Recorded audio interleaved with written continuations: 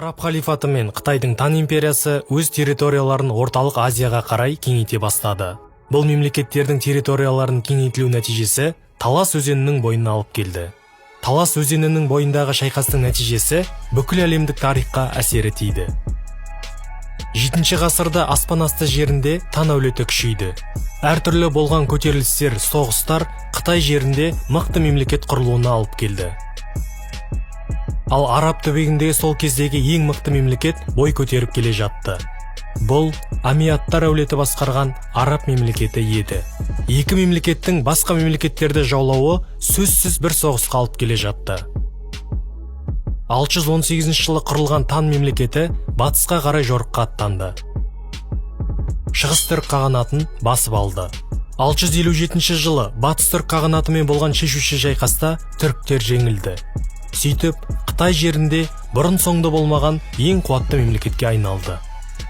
Ал арабтар болса, Шығыс Рим мемлекетін жеңіп, көптеген жерлерді өздеріне қосты. Сасанидтерді толығымен жаулап, әлемнің мықты мемлекеттерінің қатарына қосылды. Арабтар Испания, Орталық Азия, Араб түбегі, Кавказ жерлеріне игілік етті. 715 жылы арабтар Мәуереннахрдың көп бөлігіне иелік етті. Орта Азияға толықтай өз биліктерін жаулау үшін арабтар мен қытайлардың арасында Ферғана жерінде екі елдің арасында шайқас болды. Тан әулетіне қарсы тибеттіктер арабтарға көмек берсе де, бұл шайқас қытайлықтардың пайдасына шешілді. Гао Сянжи генерал бастаған әскер Тибет патшалығының жақтасы Гилгит қала мемлекетін басып алды. 750 жылы Араб мемлекетінде билікте талас болып, Амиаттар биліктен кетіп, олардың орнына Аббасидтер келді. Арабтардың ішкі таласын білген қытайлықтар осы сәтті өз пайдаларына шешкісі келді.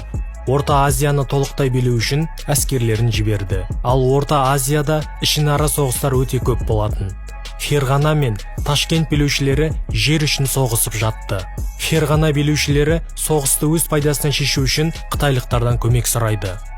750 жылы Гао Ташкент қаласын басып алды. Ташкент билеушілері арабтардан көмек сұрауға мәжбүр болды. Біріккен түргеш араб әскерлері Талас өзенінің бойына аттанды. Гао қарлықтармен бірігу үшін артқа шегіне бастады. 751 жылы Талас өзенінің бойында екі әскер кездесті. Тарихи деректерде екі қолбасшының әскер сандары әртүрлі көрсетіледі. Қытайлықтардың сол замандағы жаяу әскері мықты еді. Екі қолбасшы да соғыс барысында садақшыларды алдыңғы шепке қойған. Екінші шепке найзашылар, ал атты әскерлер қолбасшының қасында болған. 3 күн созылған соғыс ешқандай нәтиже бермеді. Екі жақтан да шығыны бірдей, ешкім жеңіске жетпеді. Қытайлықтардың садақшылары барлық шепке шабуыл жасап тұрды. Садақшылар артқа шегініп, найзашылар соғысқан. Гаоның әскерінде мықты сауыттардың арқасында араб әскерлерін шегіндіріп тұрған.